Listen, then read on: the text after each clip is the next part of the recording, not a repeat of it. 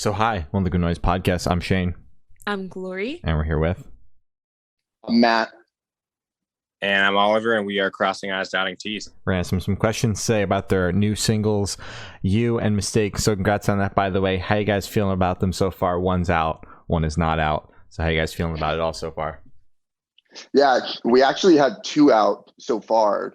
All feelings aside, and "You," and then "Mistakes" is going to be coming out in about 6 weeks. And yeah, we're excited about both of them that are out already, and stoked about the next one that's coming out. I mean, "You" was with Brian Swindle, which was awesome for us. I mean, I'm huge Have Mercy fan, which I'm sure a lot of people are, but they were one of the bands, and he was one of the people who, like, I originally was watching a bunch of live sessions and listening to a bunch of Have Mercy songs right before making the band. And it was kind of just like surreal to me once I actually got in touch with him, and he was, actually wanting to hop on it and give us a feature. So it was awesome. And it was really cool working with him too. Hell yeah. Sure. Awesome. So is there any meaning behind the two singles titles and cover arts?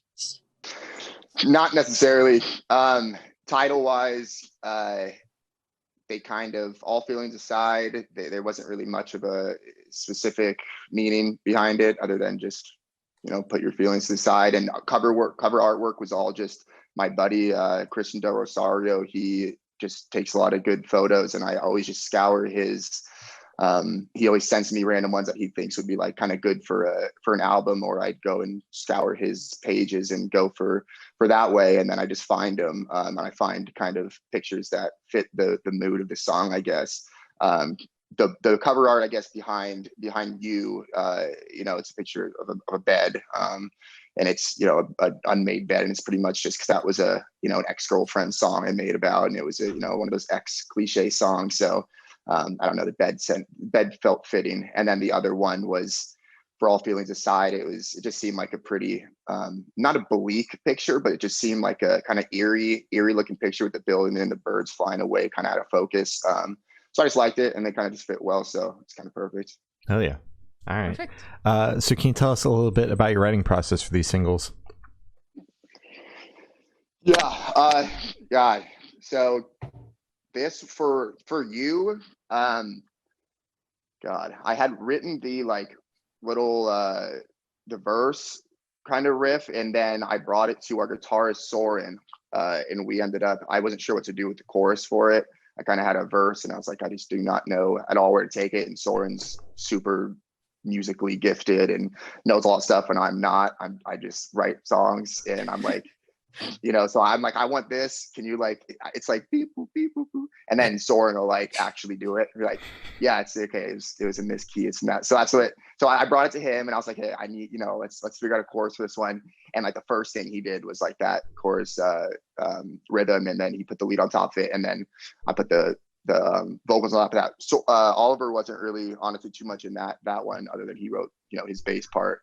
All feelings aside was one that I had kind of written the chorus of a while ago, but then we had brought it in to the studio and kind of expanded it a little bit and changed it up. And that one was kind of still just wrote it on my own, and then we kind of brought it to.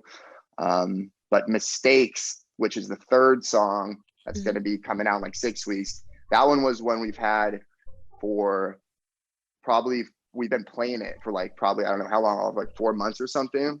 A long time, probably longer than that, but yeah. Damn.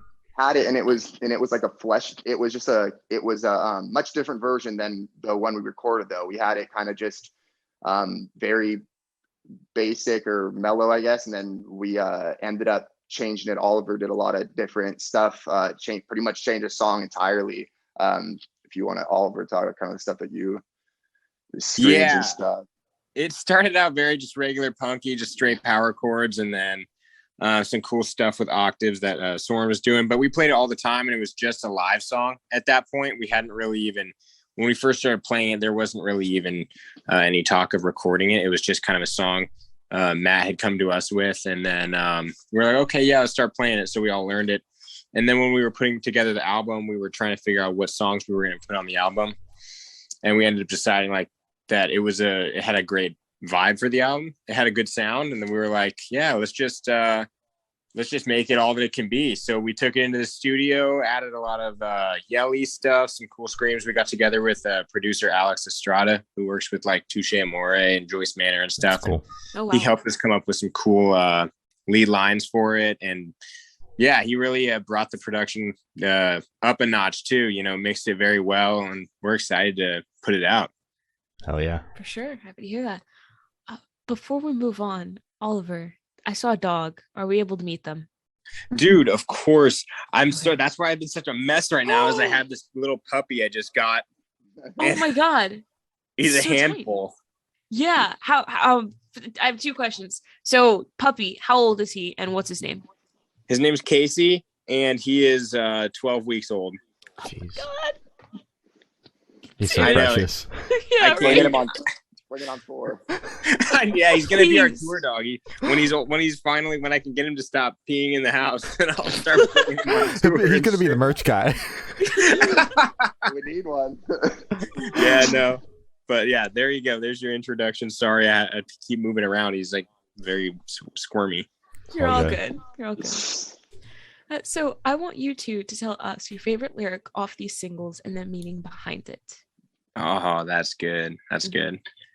Ooh. Okay. I already know, I mean- Matt. You want me to go or what? Yeah. I already know yours gonna be. Yeah. Go. You do? Yeah. Okay, there's a line in All Feelings Aside, and it says, "But when it's over, I'm staring blank faced at the moon." And I think the imagery in that is sick. I wish I could take credit for writing it. Unfortunately, Matt wrote it, and I'm jealous. But it's like everything I could even think of writing. Like it's so good. Like just the imagery of just a guy that's so depressed with his life. He's just staring at the moon, waiting for it to end, or like just waiting for it to get better or whatever it is. But I love that lyric so much. Hell yeah. That's honestly, I knew Oliver was gonna say that, and he screams that like during live, like the live shows, like he'll always end up screaming that. Like I'll do the low, and he'll just be like Blake thanks death, screaming. Yeah. So it Yeah. comes out really cool, and it's intense. But I love the chorus of All Feelings Aside. Just I don't want to be here anymore. It's just kind of speaks for itself, but it's kind of just using any situation that you don't want to be in, any, like it's just pretty much life wherever you are. I'm always just like, I don't want to be here anymore. I want to be doing anything else. Mhm. Or I want it to just be over. I want life to just be over. I'm just done. I'm done. And that's kind of what, when I was feeling, it's just kind of, you get that. I don't know if you guys listen to it, but it's just, yelling, I don't want to be here anymore. I don't want to be here anymore. Just at the top range of that I could possibly get. And just, I don't know, it just feels very, very real, and it just kind of brings out a lot in me. So I like it. Hell yeah. No, I like It's that. a very strong lyric. So where was your headspace at while you guys were writing these handful of singles? Ooh. Whew. Not a good headspace, I guess. I don't know, like depressed and stuff. Yeah. I don't know. That's kind of where whenever I because I don't I honestly don't write all too much. Like a lot of people, I don't like constantly write. So like when I always write like lyrics, but I don't constantly actually play and write and I kind of make actual songs. I just kind of have thoughts.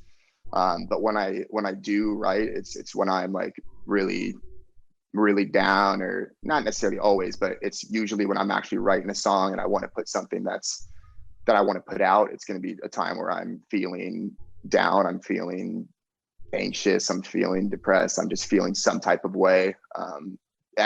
Besides happy, not happy, that can't be it. But anything other than happy, I'll start writing. That's pretty much for me, how I go about it. So you're writing, like you writing is kind of your catharsis, like when you're feeling down. Yeah, definitely. Yeah. Which is a lot of times, but sometimes I can't even get myself to even play a lot of times, Yeah, fair enough. But, Solid. So how do you recommend your fans to listen to these handful of singles for the first time? Should they play it in the car with friends, start with headphones on? Should they blast it at a party, work out to it? What do you guys personally recommend? all the above. But a lot of people have the All Feelings Aside in their gym playlist, I've been told. And you would be, if they're both like kind of late night drive those songs at the same time. Mhm. They're kind of emotional or late at night songs. They'll really make you feel. That's when I write a lot of times late at night too, and that's the feeling that I get. So yeah, I would say all the above though. I'm still saying all the above. All I'm right. gonna cop out. All right. Oliver, do you want to weigh in? Man. Yeah, I would say either in your car or with headphones on, especially if you're listening to All Feelings Aside. I think if you want the most gut-wrenching experience, you want those lyrics to really kind of hit you. It's nice to sit back and put your head against a backboard and just listen to it and kind of let it soak in. Hell yeah. All right. So this question should be super, super quick. Off the top of your head, I want you to describe these singles for new listeners in 3 words. No more, no less. Both of you have to do it. Mm-hmm. Oliver, do you want to go first? All right, yeah. Visceral, real, gritty. Nice. There you go. Perfect. I'm saying noisy, accessible, and emotional. Perfect. Good job, guys. Good job. Good job. So, is there a certain feeling or emotion you want these singles to invoke in your listeners? Ooh, I mean, there's all feelings aside, definitely should make you feel like, should make you just want to leave whatever you're doing or just go and follow whatever you actually want to do, or make you just want to end it all. Then I think You is just a kind of not as down song. It's more a little uplifting, but it's still saying like, screw you, I can go on without you, I don't need it. So it's still just, I'd just say emotional at all times, but we're emo aggressive alt rock. So just there you go. Emotional, aggressive, just, that kind of stuff. Oliver. Yeah, no, emo aggressive. That's our term. Love that. Yeah. So what band or artist influence do you think you can hear the most on these singles, if any? For both of these, I guess, Have Mercy, for you specifically, Have Mercy, and then All Feelings Aside was a lot of like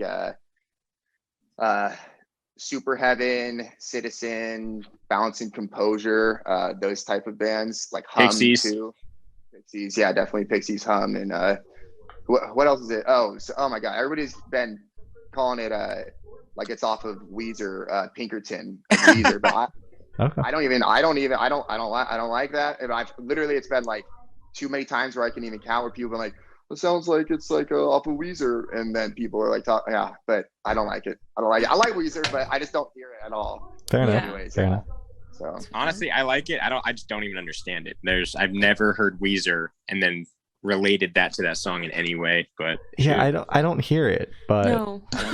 and I've heard, trust me, I hear it literally all it's on, like people like talking trash online saying it sounds like a Weezer, like old Weezer with a Pixies riff off, and I'm just like, I don't even hear, I hear a little bit of Pixies in the lead line, but like I don't hear Weezer at all. you go through your Instagram comments and it's just like Weezer rip off. Just keep scrolling. It's funny. I was actually like, I happened to be scrolling on the web. I did type in our name and I was trying to find some That's shit. a mistake. And I know. And I ended up finding something on like punknews.org. And it was like from a few months ago when we released the music video for All Feelings Aside. And it was just, there's a few comments that were just brutal. It was funny, killer funny. Like they were like straight up like, I don't even remember what it was exactly, but it was just basically something like a rip off of the Weezer, Pixies, and everything. It was just funny shit. I don't know. Yeah. Wow. I loved it. I love it. Oh yeah. Mm-hmm. So are these singles leading up to anything bigger? Spill the beans. Tell us everything. I know you What are mentioned guys an album. planning? You guys have to spill the beans now. Yeah, you guys got to tell us everything.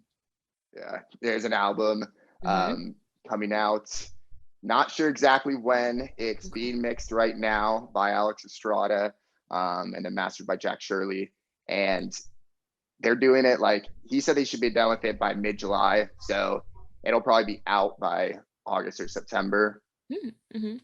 Yeah, we don't have a set date for it though. So once you guys get it, you're just gonna be like, it's out. Throwing it out there. No, it's gonna. No, I mean, I'm gonna see what our label, like, whatever, because they handle that stuff. So I guess whatever they say is like PR wise, A we'll smart do. move. But Yeah. I want to get it out. But yeah, we're gonna hold on to it until it kind of we can, get a little hype on it or whatever. Fair enough. Sure. Sounds good. So picture this: you're on tour, you're at a gas station for a rest stop. What is your snack of choice? I get candy every time. Some kind of candy. What Any kind type of candy? Oh, it would be like literally any type of sour candy, any type of normal candy, just not chocolate usually, Oh. but any type like Sour Patch Kids, Sour Belts, gummy bears, gummy worms, dots, literally anything. You name it. Not the I'm a dots. Ooh. I said Oliver, everybody's giving me shit for it last time. We were on tour and I got dots. Infector, the band Yes, Infector, yeah. everybody was giving me shit for it. And I don't know. I don't like it. I'm a fan of all candy. I don't discriminate against candy, okay? Okay. Let's All put it right. that way. Okay. And Oliver gets a bunch of Slim Jims. I'm gonna answer for him. Dude, Oliver, I was you're gonna say you didn't. Yeah, I was gonna say Slim Jim, dude. Fuck He yeah. knows me so well. It's so cute, huh? Well, it's like, in a can't band pass or a Slim whatever. Jim. He can't pass a Slim Jim like in any capacity without being like, oh man, like I gotta get it. We're in like Walmart or like wherever. And he'll see one, it's like I'm getting it. Dude, and they Ridiculous. sell they sell the jumbo ones now that are bigger. They're like this big, and I'm like, Those are just sausages now. I know, but it's like Right, it's like 15 inches long, and it's just like, We're gonna get a I Slim was Jim supposed to say no to that. sponsorship. How are you supposed to say no? I say Pass that no. up. I don't know. They're pretty gross to me. They're gross. Big long Oh, yeah. meat stick. Not doesn't sound very appetizing to me. But that might be because I'm vegan. I don't know. Yeah, I was gonna say you're not so It's democratic. probably not even real meat. I don't even, it's probably just powder, and I don't even know how they make that shit. I mean, it's not bad. No. There we go. no. Yeah, that's the Yeah. spirit. Exactly. Nah. I've had a couple good ones. I've had a couple bad ones, but I've definitely had some in my life, but I don't know. Oliver's just a fiend. I don't know. You'd have to see how fiendy he is for him. Like, it's ridiculous. yeah, He gets him too much. But yeah, that's us. perfect. So on the topic of food, if the band was a dish, what dish would the band be? Oh God. Oh my God. Like if the band was a plate of food, what kind of plate of food would we be? Is that what you're saying? Yeah. Yeah. Oh, man. Oh my God. Something. Holy shit. We'd be like. I have no idea how to even answer that. I've never thought of something like that. we would just be a block of spam. Oh, Ew. dude, you're not selling the band right now.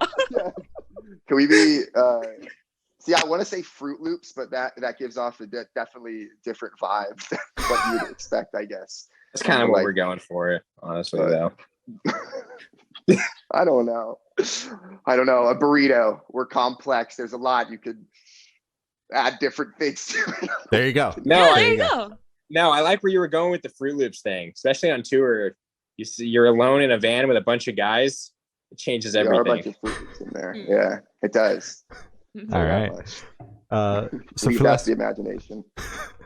so for the last couple of questions, we're going to shift completely away from music and go straight to death row. Boom. So if you're on death row, what would your last meal be with a drink? Oh, I mean French toast and bacon. Mm. And my drink is, can I have like a slushie? Yes. Yeah. Okay, I'll have, like, a Dang. slushie, an icy slushie, like a Sonic slushie. Those are my shit. Oh, shoot. Yeah. Okay. And I just destroy bacon and French toast every morning, pretty much. So it's my go-to. Perfect. Shoot. Matt's going to hate this. It'll be a number 6 from Jack in the Box with a medium Dr. Pepper and a medium fry. Got to keep it Dr. Pepper, baby. Love it. All right. Sounds good. Perfect. So if you could live in one fictional world for a week, where would you live? That's a great question that I've never been asked in my whole entire life. Thank you. Wow. Shoot.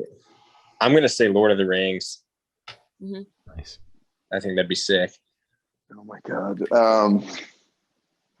I don't know. Charlie in the Chocolate Factory place. That's good. Willy Wonka. Yeah, Yeah. that's perfect. I agree. So I have the honor of asking the last question, and every single person that we've spoken to have said that is the most important question. What's your favorite color? Ooh. I like if it's not like black, then like a light blue. I love a light blue. All right. I'm gonna say green. Solid. That's good. All right. Perfect. So as I said, that's all the questions you have today. Is there anything that you guys would like to plug? No, we rock. Come to our shows if you're in the areas ever.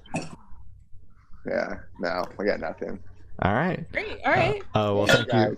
Thank you for staying with us, guys. This has been Crossing Eyes, Dotting T's, and we have been the Good Noise Podcast.